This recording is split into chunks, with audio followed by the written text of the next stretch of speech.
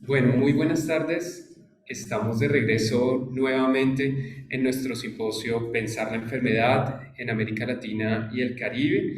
Es un gusto para mí presentarles al profesor Juan Carlos Ávila Morales de la Universidad Militar Nueva Granada. Él es médico y ha acogido con mucha apertura e interés estos temas de fenomenología y hermenéutica en los que estamos trabajando, y él hace parte, digamos, de nuestra red de fenomenología naturalizada, hermenéutica y teorías de la enfermedad. Así que, querido Juan Carlos, bienvenido, es un gusto tenerte aquí, muchas gracias por animarte a participar en un congreso colombiano de filosofía. Es prueba de que los médicos son también filósofos, entonces mil gracias por estar aquí, bienvenido. Bueno, Andrés, muchas gracias. Entonces, para entrar ya como tal en detalles, si efectivamente soy médico, pues decidí aventurarme en un congreso de filosofía. Entonces, en cuanto a la parte de preguntas, por favor no entrar con los taches arriba, toca con calma, que ahí estamos haciendo lo que mejor podemos. Me alegra continuar después de Estefanía. Voy a retomar algunos de los puntos que ella comentó, y específicamente en un proyecto que venimos desarrollando titulado La fenomenología hermenéutica en la interpretación de la experiencia en el cáncer infantil. Acá como tal lo que queremos con... No, ¿será con la flecha acá? No está funcionando. Ya, con este. Sí, con la flecha. Listo. Lo que queremos es precisamente es empezar a hacer una articulación entre medicina y filosofía, no tanto desde la filosofía, porque es claro que, por ejemplo, en la Universidad Javeriana, en el grupo del profe Cardona, ya han un trabajo muy importante de muchos años, pero a nivel de mi facultad, en la Universidad Militar, la Facultad de Medicina siempre ha estado muy ajena y muy distante de las disciplinas de ciencias humanas, de la filosofía y de muchos componentes que realmente hacen falta en la formación. Entonces, parte de lo que estamos haciendo es empezar a integrar esto para ver que podemos tener unas posibilidades conjuntas de investigación, pero sobre todo y el principal objetivo es lograr hacer unos cambios en la formación de nuestros estudiantes, para con ello empezar a trabajar bastante el tema de humanización, el tema que vayan también junto a la parte médica, viendo también la parte filosófica y logrando cambiando un poco esa manera como se está viendo la carrera. De manera específica, en lo que tiene que ver con el cáncer, es claro que el cáncer infantil, como todos los cánceres, específicamente acá en los niños, se va a comportar de una manera agresiva y progresiva. A veces cuando un cáncer aparece en un niño, va a actuar de una manera mucho más fuerte, y eso como tal va a incidir en las posibilidades que va a tener ese niño de sobrevivencia o en la letalidad de la enfermedad. Y el dolor y el sufrimiento, y específicamente el dolor, es un síntoma que va a acompañar precisamente a estos niños, y no solo se puede analizar como una respuesta física, que es lo que desafortunadamente se hace desde el tratamiento médico tradicional, sino que esto hay que abordarlo desde otras esferas, que Estefanía precisamente comentaba que así como en salud se habla de determinantes, también hay otra serie de cosas que entran a explicar los procesos de enfermedad, salud, dolor y sufrimiento.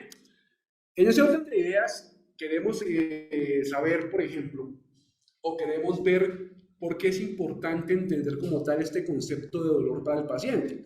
Y en lo que hemos revisado, cuando el concepto de dolor y sufrimiento se entiende y asimismo se comprende por parte de los equipos tratantes, se logra como tal que los diagnósticos sean más oportunos, que los tratamientos sean más integrales, también se logra mejorar el pronóstico y el tratamiento, pero asimismo, y consideramos que este punto es importante, lograr un entendimiento de estos procesos a nivel del personal de salud, que a veces es un personal que está como distante de esa empatía que hay que tener con el paciente, de esa empatía que hay que tener hacia su dolor, su sufrimiento, y eso evidentemente ocasiona que pues existan algunos inconvenientes.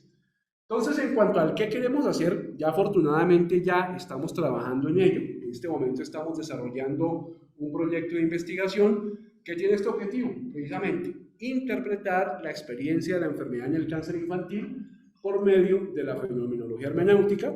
Rápidamente voy a comentar pues el aspecto metodológico. Es un estudio de diseño cualitativo, su enfoque va a ser fenomenológico y hermenéutico. Nuestra población objeto son pacientes que tengan diagnóstico de cáncer que estén entre los 7 y los 18 años. Sin embargo, hemos observado, por ejemplo, en el proceso de recolección de la información, que ha habido pacienticos de 5 años que por sus características y por querer participar han logrado precisamente también facilitarnos información, y es una información que pues esperamos tomar en cuenta. Como un estudio cualitativo que estamos desarrollando, el muestreo va a ser por conveniencia, por saturación, y obviamente pues acá nos basamos en todos los lineamientos nacionales e internacionales respecto a la ética y investigación de seres humanos, y para ello, previo al proceso de aplicación de las entrevistas a profundidad, se hace la respectiva firma de los asentimientos y los consentimientos informados. Buscamos hacer dos tipos de análisis. Un análisis en primera instancia, en un programa que se llama InVivo, es un programa para análisis de datos cualitativos, de unas categorías que ya les voy a comentar, y un análisis fenomenológico a partir de las nociones de fenomenología hermenéutica, donde contamos con el apoyo de personas que obviamente son doctas en el sentido literal de la palabra en todo el tema de filosofía. Se han establecido las categorías que queremos hablar con los niños. En primera instancia, lo que sería el significado de la enfermedad, la experiencia, la memoria, los sentimientos, la corporalidad, que pues es un tema que es crucial en el entendimiento del proceso del cáncer, el entorno, la familia, el apoyo, la relación con el personal de salud, que pues hemos encontrado unas versiones completamente opuestas en cuanto a precisamente esa experiencia subjetiva que les ha ido muy bien o les puede ir muy mal, y asimismo el proceso como tal de dolor y sufrimiento al cual pues ha estado inmerso el paciente. ¿Cómo lo hacemos? Entonces acá el punto de partida es precisamente la red que ya se está conformando, que cada vez se va estructurando más, es la red de investigación de fenomenología naturalizada, hermenéutica y teoría de la enfermedad. Es una red que está conformada por varios países, por varias universidades, en donde pues como tal lo que se busca es precisamente examinar la contribución de esa fenomenología naturalizada de la hermenéutica y distintos enfoques en lo que va a ser la ciencia de la salud y la ciencia de la enfermedad. Entonces, por un lado tenemos la red en la cual pues nos estamos vinculando desde el punto de vista de medicina y estamos aprendiendo y queremos también desarrollar estos proyectos en conjunto. Un segundo aspecto es la fundación. Es una fundación que se llama Pequeños Valientes. Digo el nombre ya que pues contamos con la autorización de ellos. Es una fundación que queda en Bogotá, sin ánimo de lucro, que como tal en su presentación dice que hacen un acompañamiento afectivo, nutricional y psicosocial a los pacientes que tengan enfermedades oncológicas y específicamente niños. Entonces es una fundación que funciona también como un hogar de paso. Las familias que están en Bogotá en los tratamientos se quedan en la fundación. Lo que buscan, y fue una palabra que nos llamó mucho la atención cuando fuimos con el profesor Robson a hacer una visita, ellos lo definen que es como estar en casa. Y precisamente es un concepto que se está trabajando ahora en salud, que es que el paciente se sientan como en casa. Entonces acá los niños conviven con su cuidador, que generalmente es la mamá, y ahí como tal, en esa fundación pueden decorar su cuarto como lo tenían en la casa, pueden llevar sus cositas, y ahí pues se soluciona el problema de alojamiento, alimentación y compañía. Por otro lado, la fundación también ayuda en el proceso de la consecución de medicamentos, de insumos, de ciertas cosas, de las citas, para hacer un poco más llevadero el proceso como tal en cuanto al trámite administrativo y en cuanto a las barreras de acceso que se puedan presentar. Acá pues son algunas imágenes de actividades que se han hecho en la fundación. Por medio de la facultad también se vinculó el grupo de estudiantes que hacen terapia clown, que se llama Tropa Sonrisas, donde pues ya han ido a hacer algunas actividades con los niños. Y el tercer componente, que es el componente de academia e investigación, donde vamos a manejar un eje formado por 3 universidades que pues van a estar, digámoslo, respondiendo por el proyecto: la Universidad Militar, la Universidad Javeriana, en la medida que pues contamos con la asesoría externa del Grupo de Filosofía del Dolor, contamos con la participación de Estefanía, y la Universidad Federal de Santa María, que es quizá la universidad con la que más se ha venido trabajando el tema de la red, y es de donde viene el profesor Robson, que pues está trabajando de una manera muy interesante los temas de la fenomenología. Y a este punto, cuando uno en medicina habla de fenomenología, pues lo van a mirar como raro, porque allá pues siempre en la investigación médica está el estudio cuantitativo, la cohorte, los casos y controles, etcétera, es esa evidencia cuantitativa. Cuando uno se quiere meter con el tema fenomenológico, lo primero que preguntan es cómo lo entendemos, y ahí tenemos un problema porque estamos también en el proceso de tratar de entenderlo. Pero bueno, en lo que hemos venido entendiendo y en lo que hemos tratado de aprender, pues nos hemos dado cuenta que, como su nombre lo indica, la fenomenología es el estudio de los fenómenos o la ciencia de los fenómenos, la manera como aparecen, la manera como tienen posibilidades, pero asimismo acá como tal es darle al objeto como tal una conciencia, ¿sí? Es ver cómo aparece en la conciencia y como tal, y ese es el ejercicio que estamos haciendo, es la aparición inmediata de un objeto a la conciencia. Acá como tal también nos hemos dado cuenta que desde el abordaje fenomenológico, aspectos como el peso, la composición, el color y otras características no son importantes, sino acá lo importante es ver cómo ese objeto aparece como tal ante la conciencia o la forma en que aparece. Y eso también implica, en este caso, que ese objeto puede tener muchas formas, puede aparecer de muchas formas, puede ser cualquier tipo de objeto, un objeto físico, un utensilio, la música, los recuerdos, una pintura, una música, la obra de arte, y por ende, acá como tal, todos estos fenómenos pues van a tener particularidades. Se pueden percibir, se pueden oír, se pueden imaginar, se pueden recordar. Y entonces, en este punto como tal, el eje crucial de lo que nosotros queremos tomar como fenomenología es que se centra en el cómo de la experiencia y no en el qué de la experiencia, ¿sí? Y ahorita, por ejemplo, que estaba comentando Estefanía el ejemplo de la narración, de que el chisme no se cuenta de manera cronológica, apenas uno se baja del avión y prende de nuevo el celular, me veo inundado de mensajes, precisamente me están comentando un chisme muy interesante que esta noche pienso detallar en el orden que me lo quieran contar.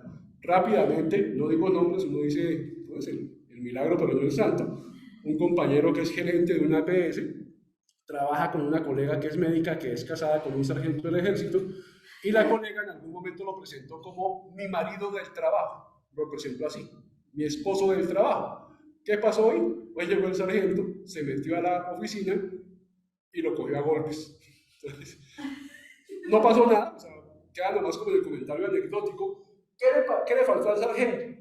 El sargento se centró fue en el qué y no en el cómo, ¿sí? Si él se hubiera centrado en el cómo y no en el qué, muy seguramente se hubieran evitado ese inconveniente que ha sido muy harto y eso por ahí andan en comisaría y una serie de cosas.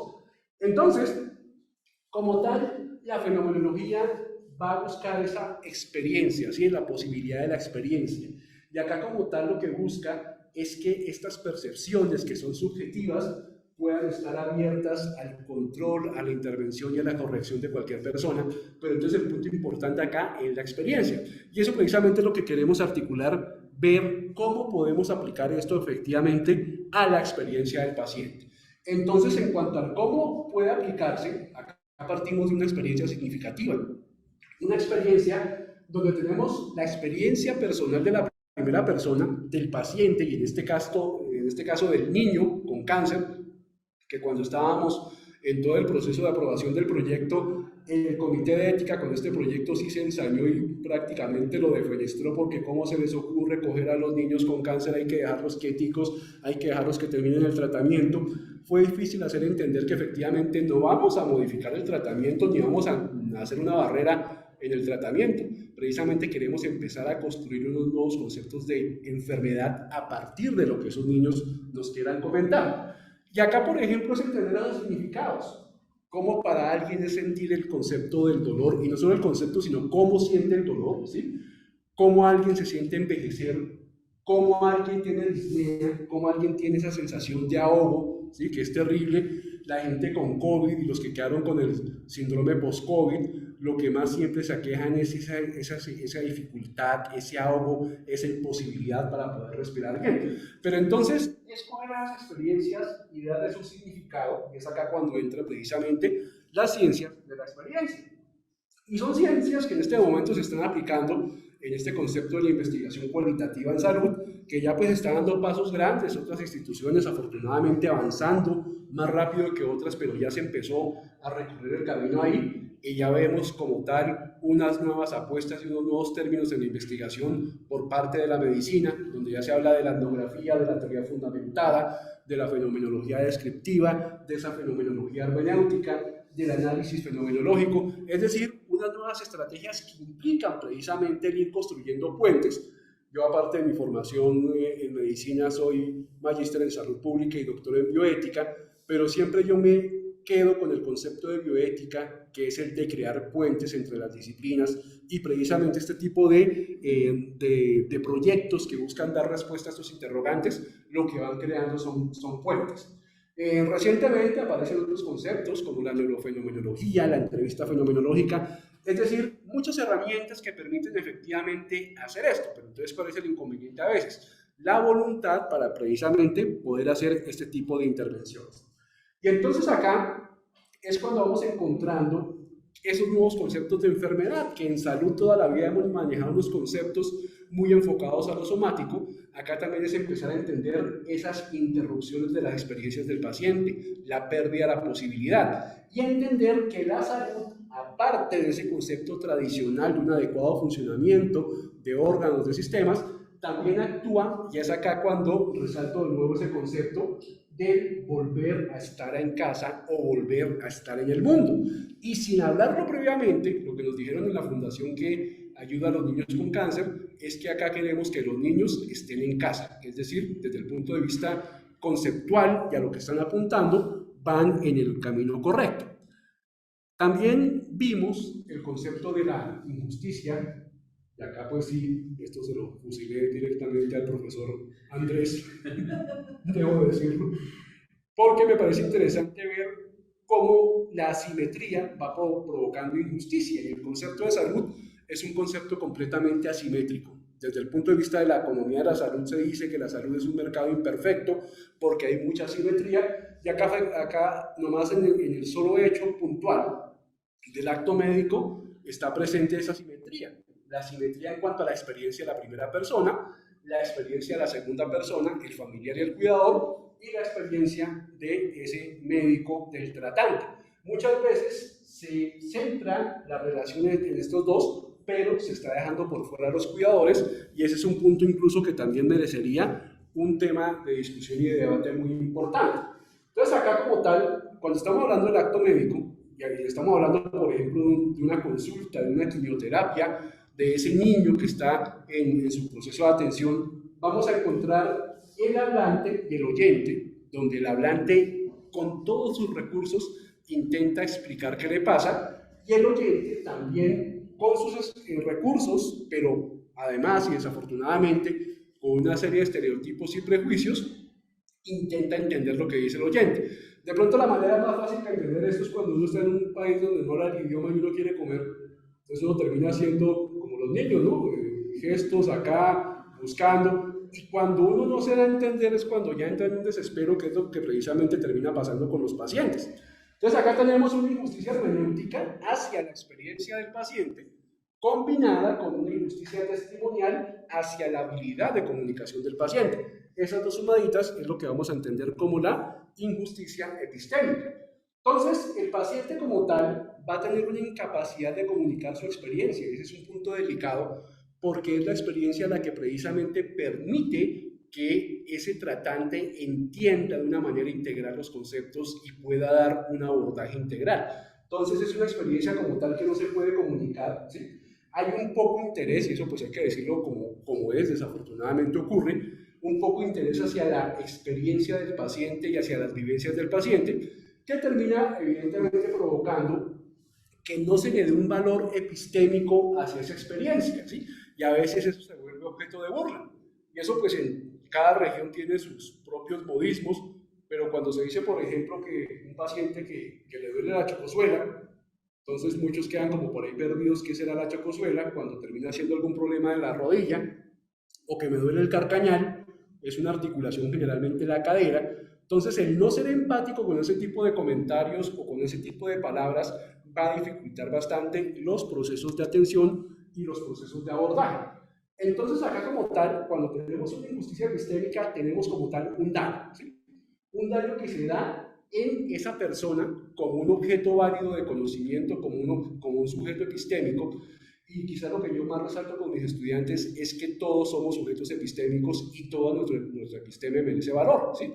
El médico, el señor que maneja un carro, el señor que está vigilando la puerta, el señor o la señora que está haciendo el aseo, todos somos sujetos de conocimiento.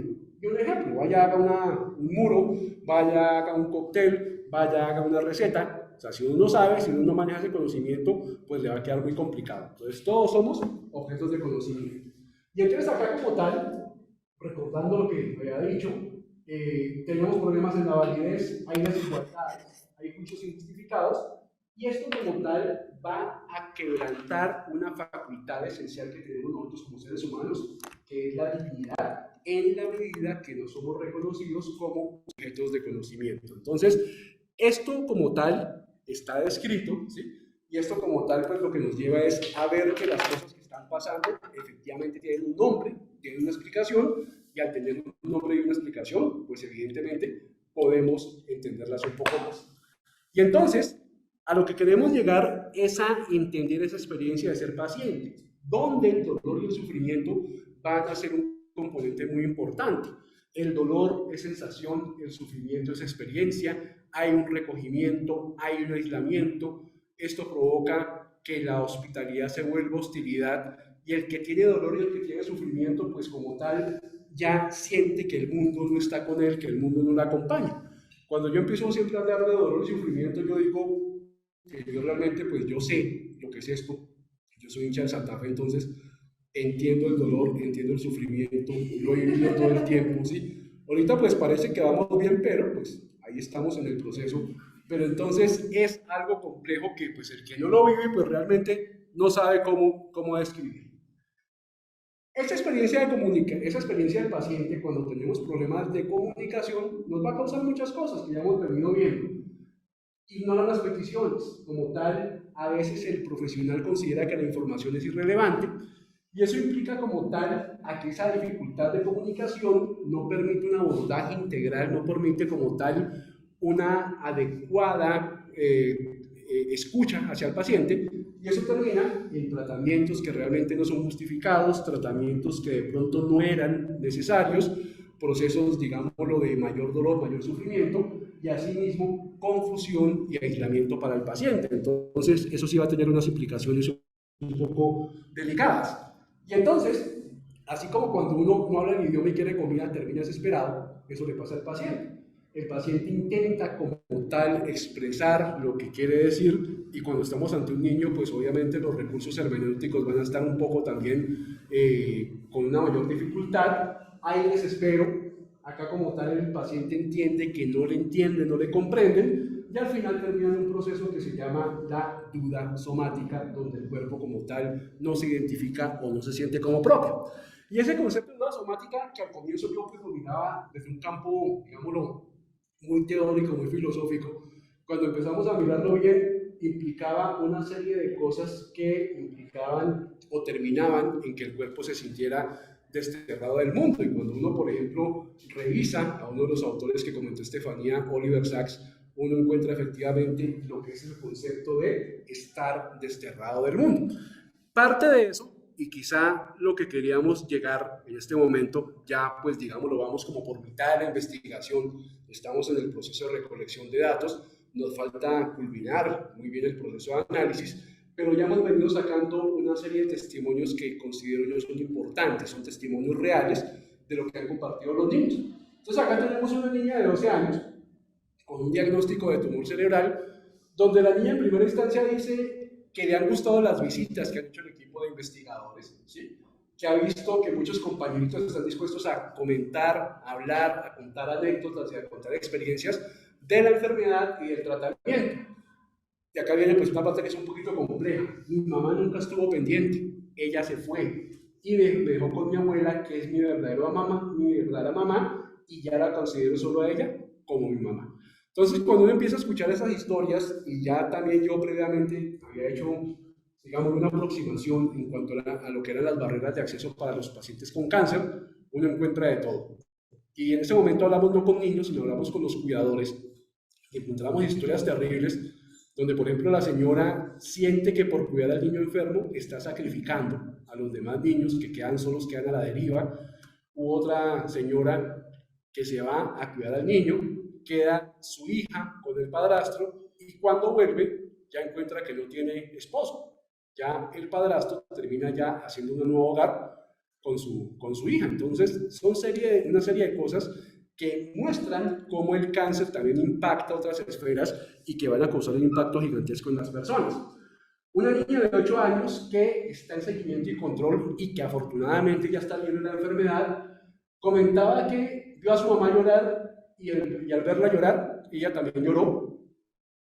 Dice que no le gustaba ir a los hospitales porque es una habitación pequeña, la chuzan, que ella es valiente, pero que es muy feo que la chusen, y que ella estaba feliz, y esto fue un dato curioso, que le quitaran el cabello porque el que tenía no le gustaba y asumía que al quitarle el cabellito ya pues le iba a salir un cabello mucho más bonito.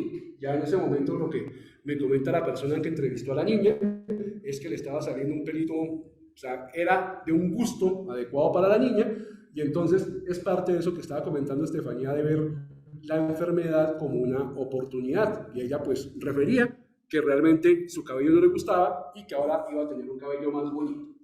Un niño de 7 años, venezolano, con un diagnóstico de linfoma, comentaba que le dolía mucho la barriga, tenía mucha tos, mucho vómito y que acá como tal, cada vez que le empieza el dolor de barriga le toca salir corriendo porque si no termina ensuciando la cama y al comienzo lo regañaban bastante. Ya cuando se enteran que eso está ocasionado por el cáncer y por el tratamiento, son un poquito más condescendientes respecto a lo que le ocurre respecto al vómito.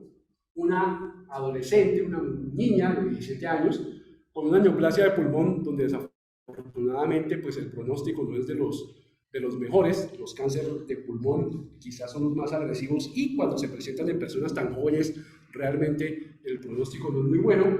Dice que se le dificulta dormir porque a veces siente que se va a dormir y no se despierta. Entonces tiene unas ideas de muerte muy recurrentes.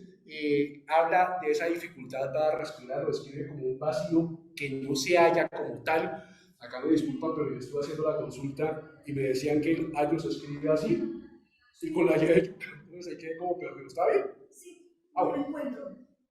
Perfecto. Sí, sí. Estaba con esa duda conceptual y decía que en algún momento por el tratamiento se le caen las pestañas, que ella se ve como un hombre y que los demás se le burlaban, los demás son los compañeros del colegio. Entonces a veces esa crueldad y esa sinceridad extrema de los niños en el colegio pues termina afectando mucho.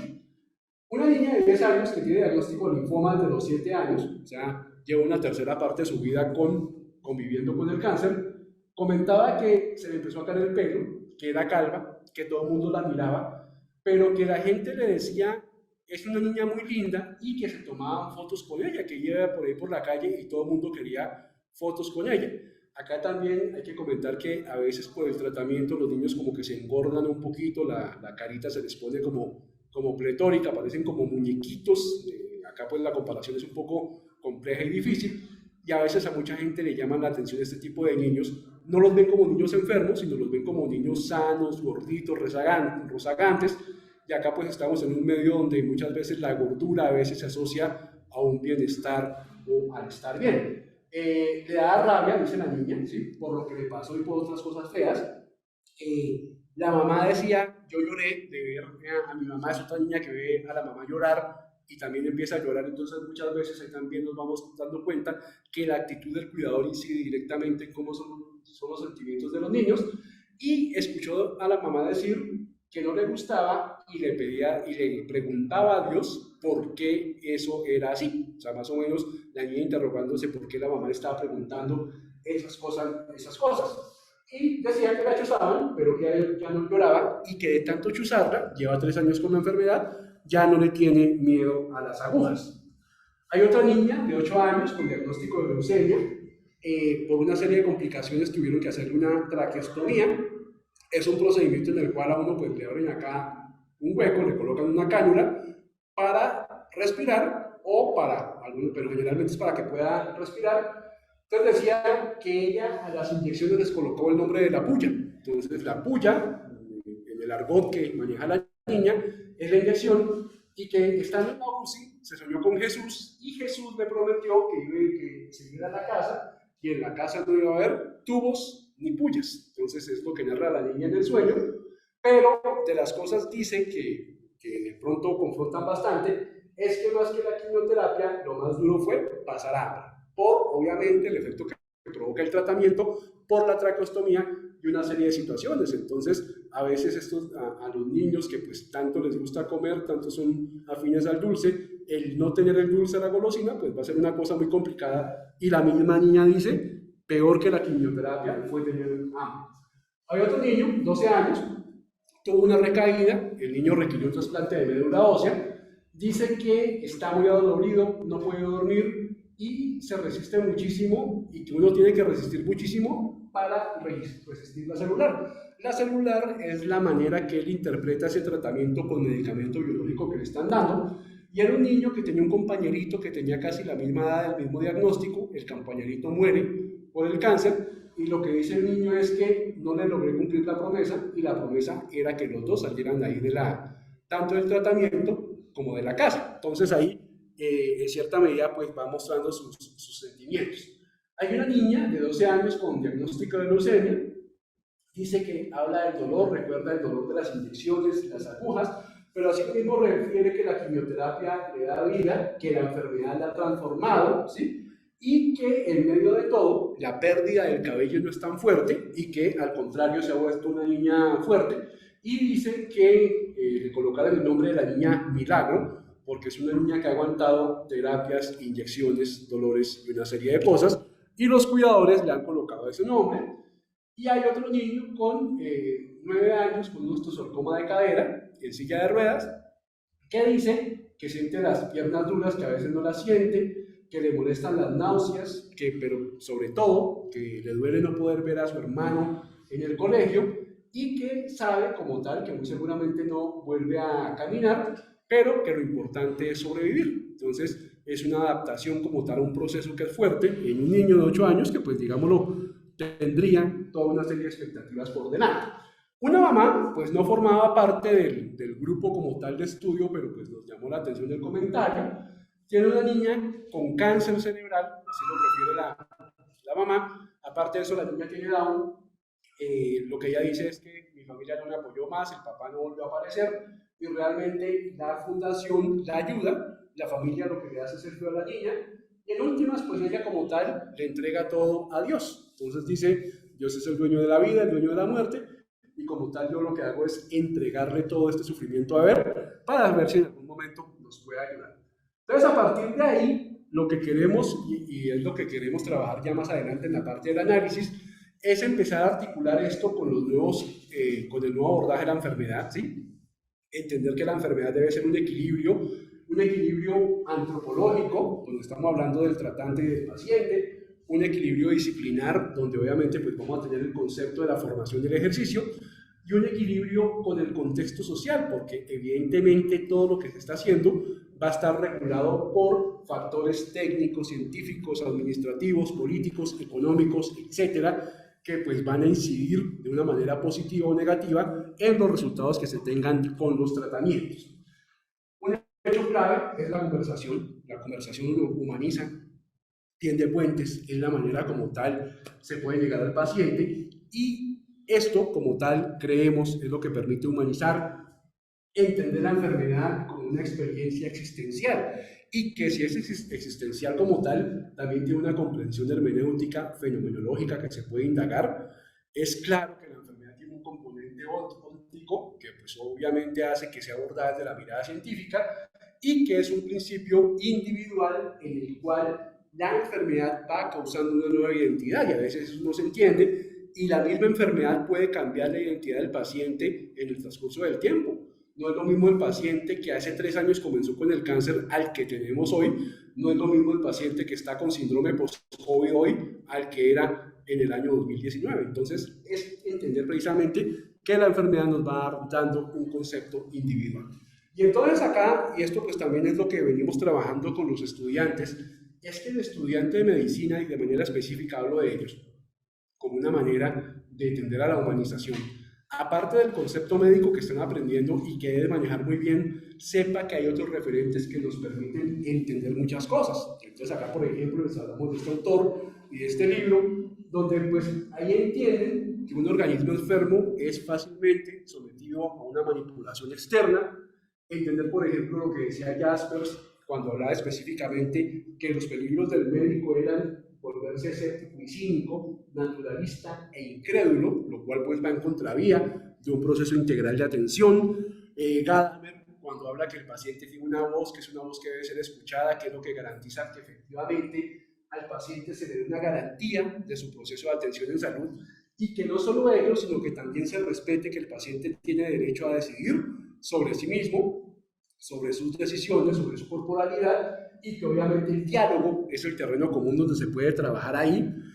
Susan Sontag, y acá pues también retomando lo que decía Estefanía, cuando hablaba de la enfermedad y decía que la enfermedad más aterradora no es solo la que es letal, sino la que es deshumanizante en un sentido literal. Ella hablaba específicamente del SIDA, pero hay un sinfín de enfermedades que han tenido ese comportamiento, la lepra, la viruela, el COVID. Ustedes recordarán que a la gente que trabajaba en salud la bajaban de los buses, la que hicieron sacar de las casas donde vivían, hasta que pues obviamente la información demostró que así no eran las cosas.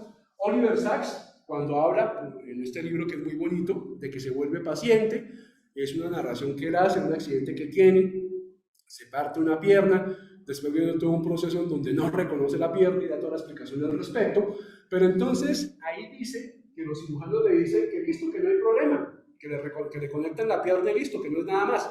Y es ahí cuando una frase que a veces uno dice, tranquilo, que no pasa nada, uno se da cuenta de pronto del potencial de daño que tiene, porque el decirle a alguien, a un paciente, tranquilo, que no le pasa nada, de entrada es negarle la experiencia de enfermedad, con lo que pues eso va a implicar más adelante. Esta frase, que es de Siddhartha Mukherjee cuando habla de doctor y lo define como una comprensión artificial y robótica que se resigna poco a poco a ver la muerte y la desolación como algo habitual, ¿sí? Y esto pues que es muy interesante, vacunado contra el impacto emocional, y el decir eso implica que no somos empáticos, no somos afables y no tenemos una comprensión frente al dolor y el sufrimiento del otro, pero que en intentos invasivos y en capacidad de resistencia intenta hacer el bien. Entonces, conclusiones preliminares, es necesario lograr una comprensión holística del dolor y el sufrimiento, porque esto va a crear un nuevo constructo de enfermedad que nos va a servir, ¿sí? Es claro que el diálogo y la humanización deben ser retomados y que si logramos una mejor comprensión de la enfermedad, podemos lograr un mejor proceso de tratamiento y por ende una mejor calidad de vida de ese niño, de esa niña o adolescente con cáncer, y que como tal el dolor forma parte de la experiencia, no se puede quitar de la existencia, y entenderlo como una experiencia y no solo como una sensación va a lograr que esto pues obviamente mejore las posibilidades de tratamiento, pero es necesario que esto quede incorporado en los procesos de formación de los nuevos profesionales, que no solo midamos el dolor, sino que también intentemos de pronto poder entenderlo. Acá pues aviso parroquial, ese es el proyecto que estamos desarrollando, este es un resultado preliminar de este proyecto de investigación que es el de fenomenología hermenéutica en la interpretación de la experiencia de la enfermedad y el cáncer infantil. Muchísimas gracias por su atención. Han sido muy amables.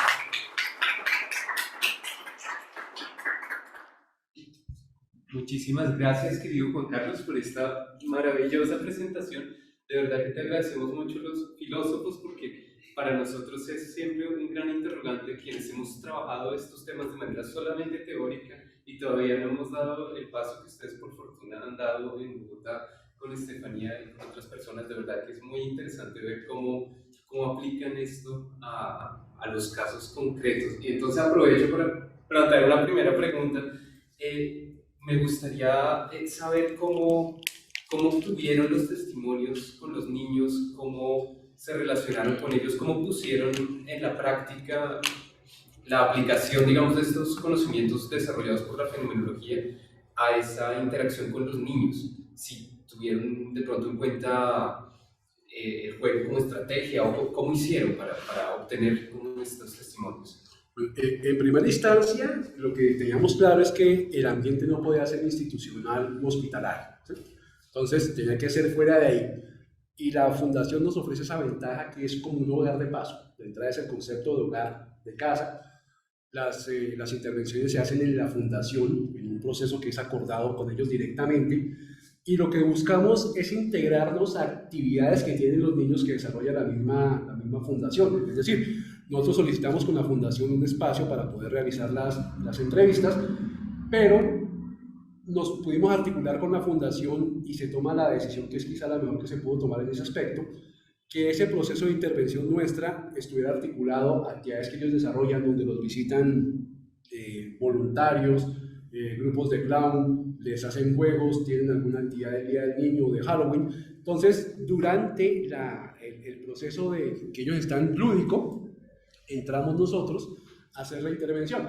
La intervención que hacemos, ahí pues tenemos un poquito ese sesgo de lo cuantitativo a veces, es una entrevista a profundidad, en la cual lo que se busca es que el niño sin el acompañante, sin esa persona que lo ha estado acompañando todo el tiempo, generalmente es la mamá, se siente con la persona y cuenta su experiencia. El resultado ha sido muy positivo, todos los niños, digámoslo, han abierto sus canales de comunicación, han contado la experiencia de una manera muy bonita.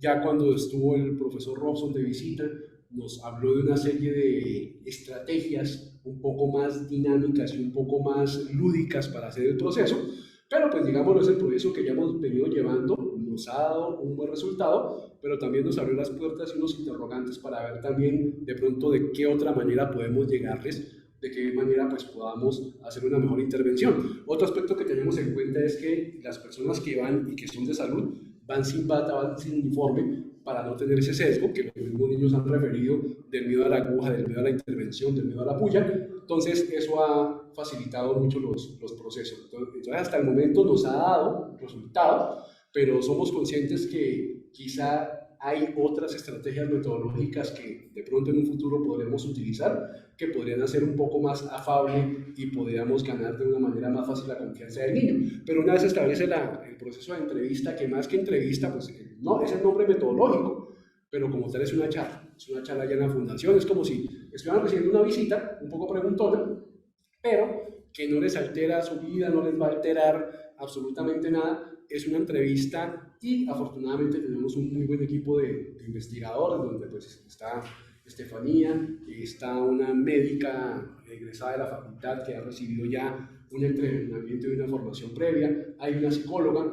Entonces esa articulación ha permitido que efectivamente hayamos podido obtener estos testimonios tan bonitos de los niños y de una buena manera, donde pues no hemos tenido pues ningún efecto adverso después de los procesos de investigación.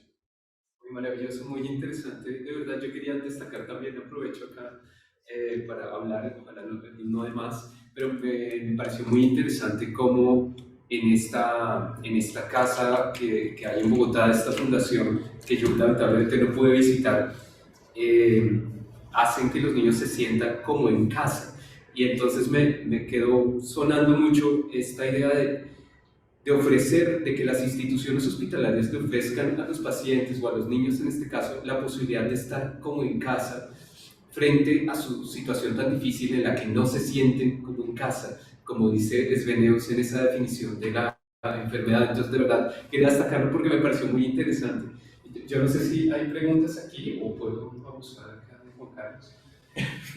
Y fue la definición que la dio la misma gente de la casa. Pero puedes abusar de El tiempo. Eso es por el tiempo.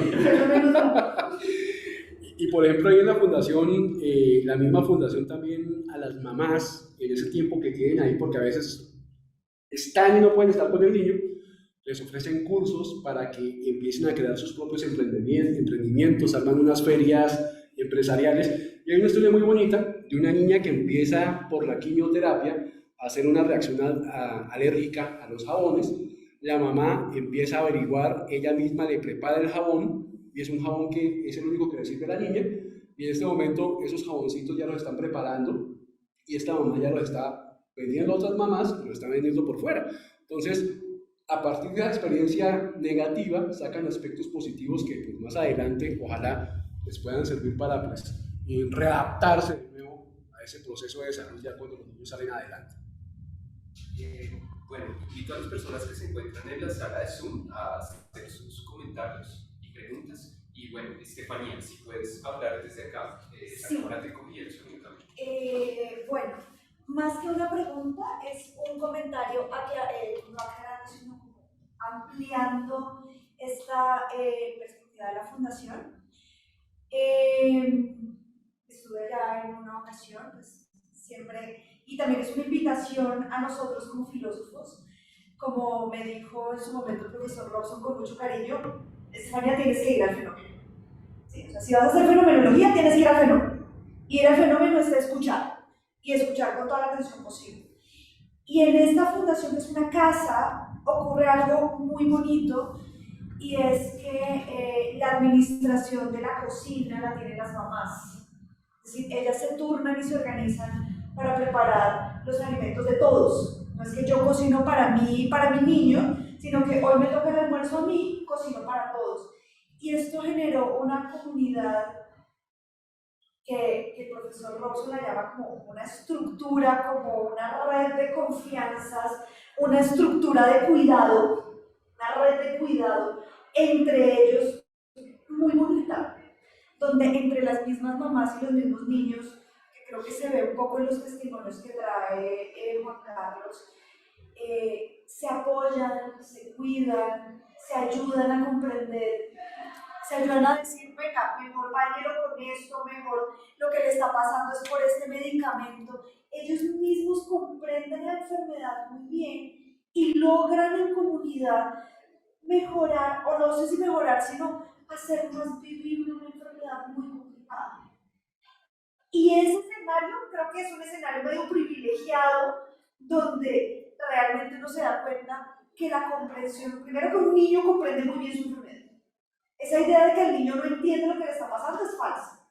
El niño sabe lo que le está pasando y no lo sabe pobremente, lo sabe muy bien.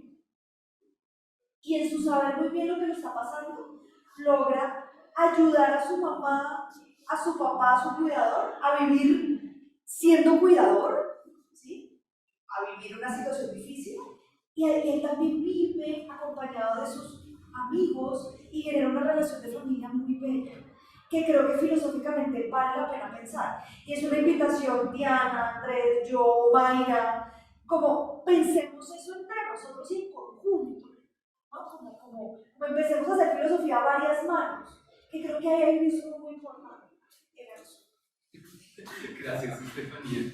¿Alguien tiene? Si puedes acercarte, te lo agradeceríamos mucho para que quede el sonido aquí, por lo menos. Quede registrada. Quedes registrada aquí. Y quede registrada.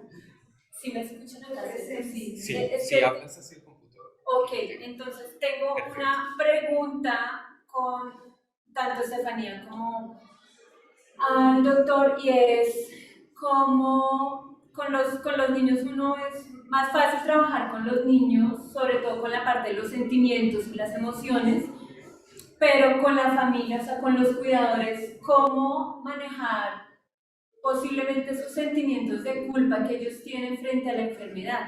Porque cuando nosotros ya estamos adultos, a veces asumimos que la enfermedad es como si fuese un castigo. Entonces, esto me está pasando porque...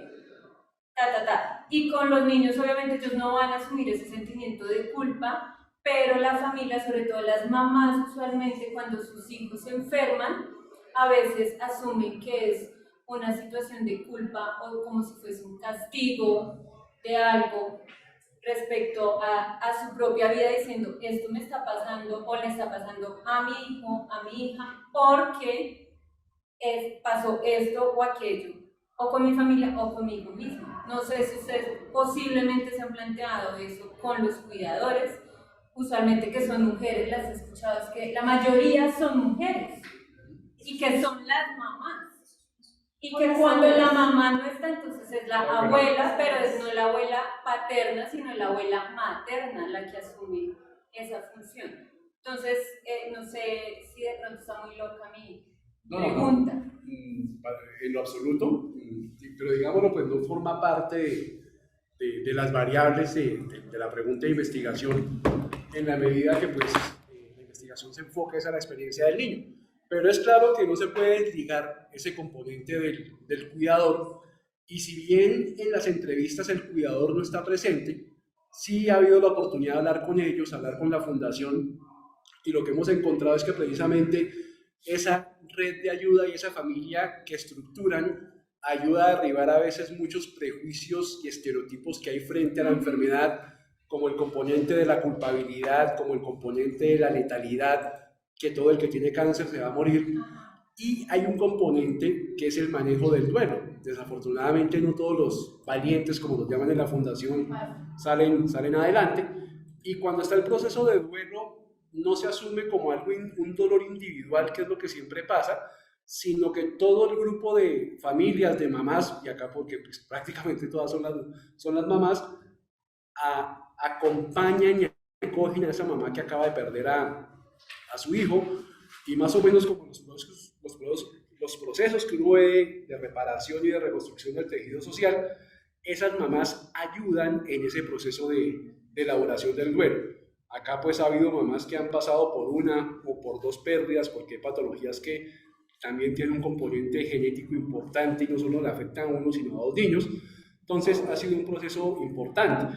¿Qué nos queda de pronto como interrogante o como un interrogante y una necesidad? Es necesario también escuchar esa experiencia de la segunda persona, del cuidador, del familiar, porque es claro que muchas veces el proceso se concentra en el niño que está enfermo, en el paciente, y los cuidadores quedan por fuera.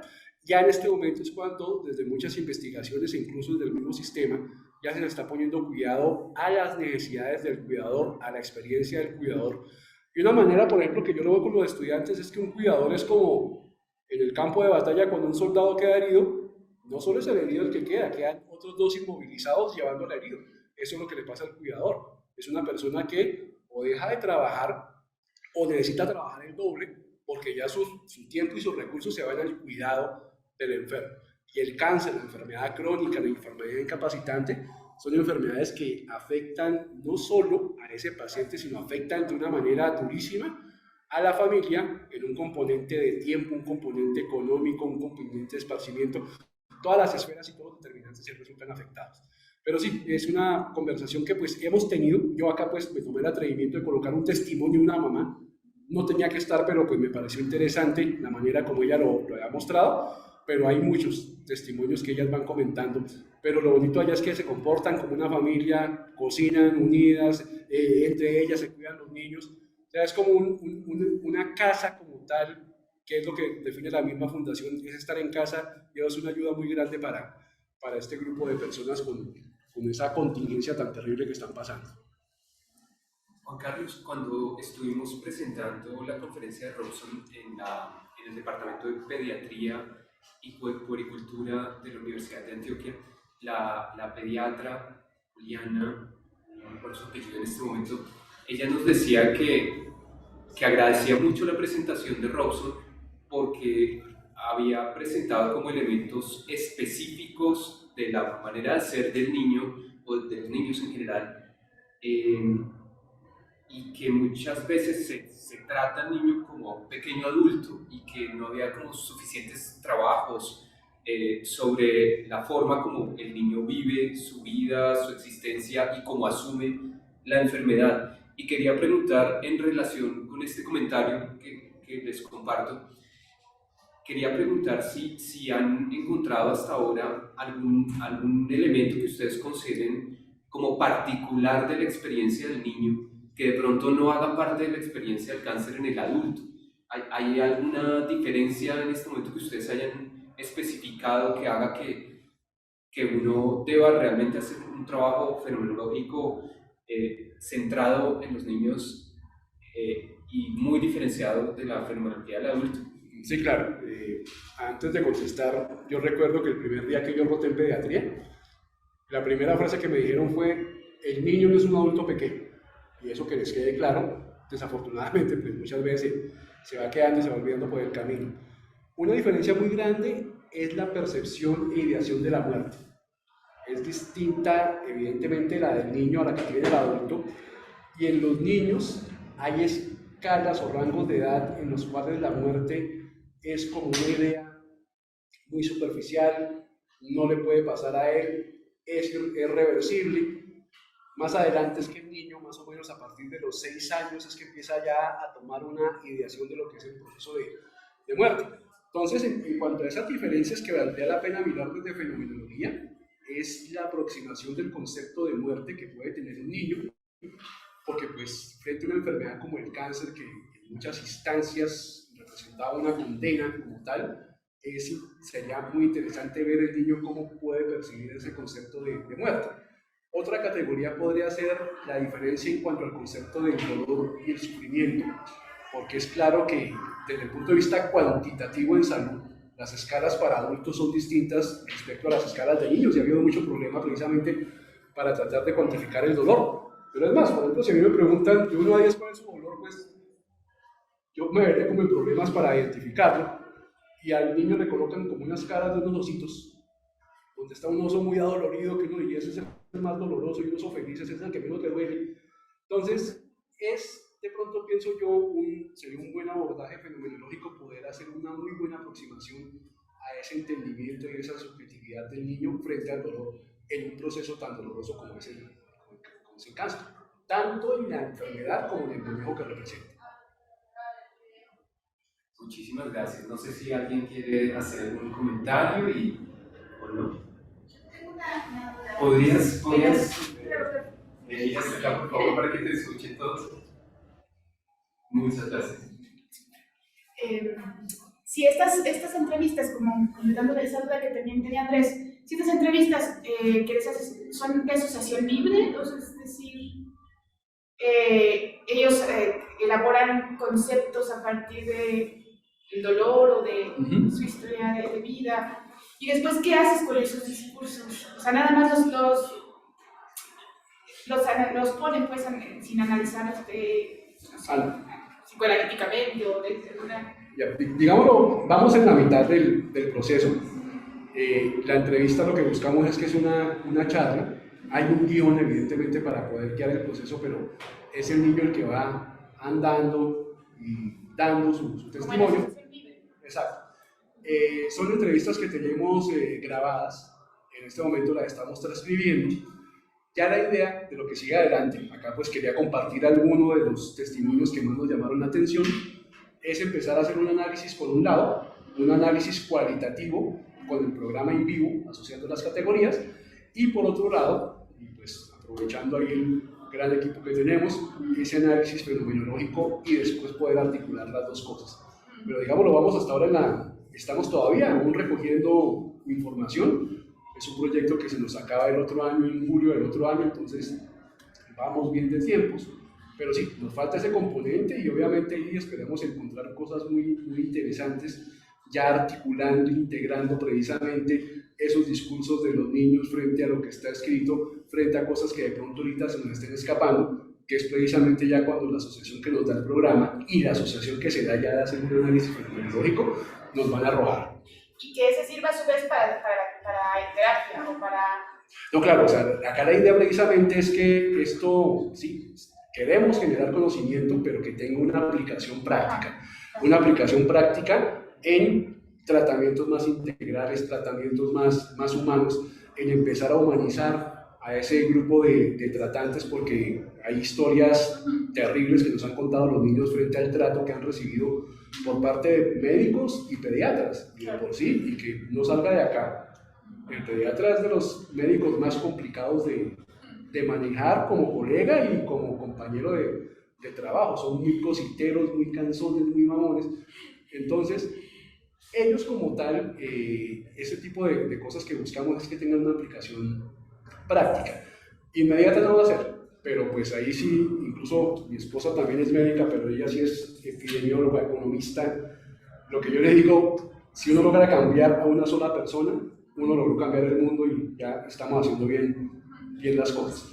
Y un indicador que yo siempre digo que es indirecto, es que ya, por ejemplo, en las fotos que suben algunos de los estudiantes de medicina, suben su foto en vestido de baño allá en la playa, pero ya van botando como frasecitas de Gadamer o de Jaspers, entonces ya uno dice, de pronto la vaina se está pegando y por ahí vamos. No, me parece, felicidades, me parece muy bueno el trabajo de Estefanía tuyo.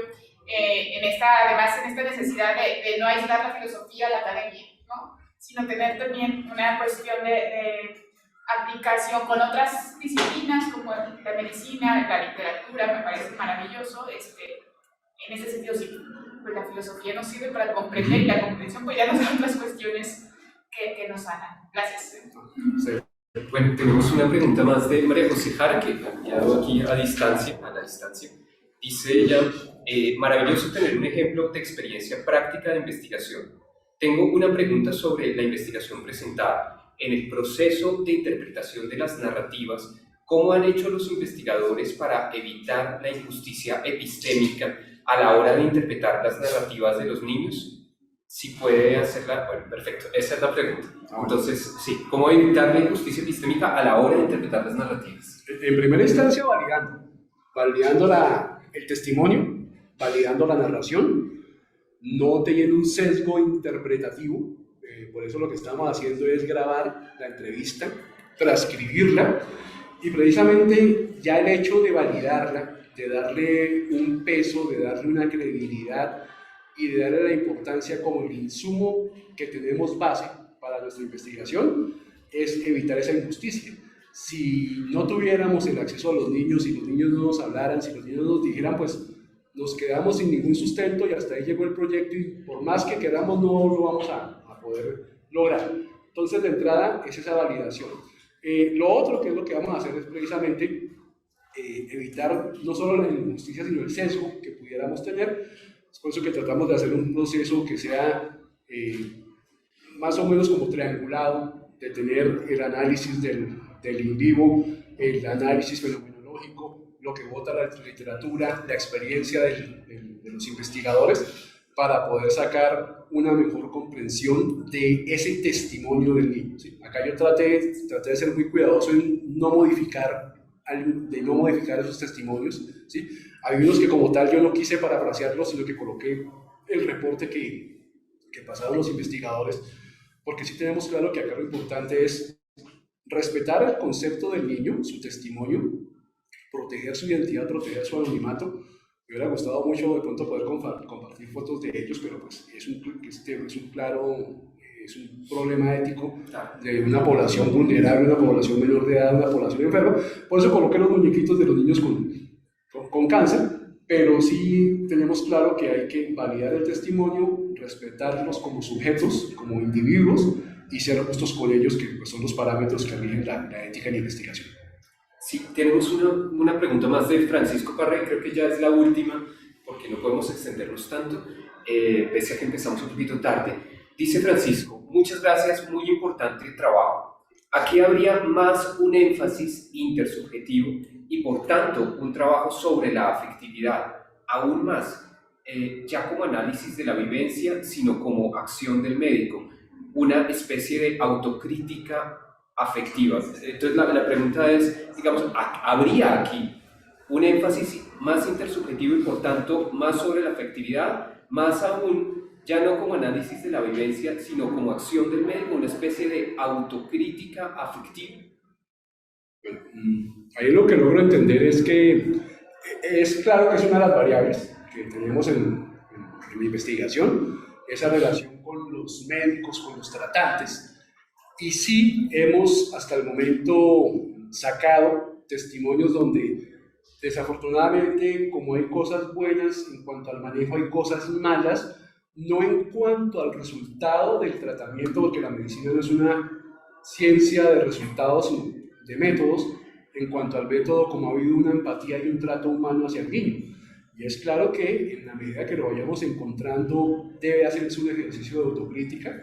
Yo como médico, que he sido médico, he sido paciente, he visto la justicia y la injusticia también, entonces quizá de las cosas relevantes que podemos sacar es esa autocrítica, pero constructiva, que desafortunadamente hay un sesgo en ese paradigma de conocimiento médico, donde lo que dicen otras disciplinas no vale.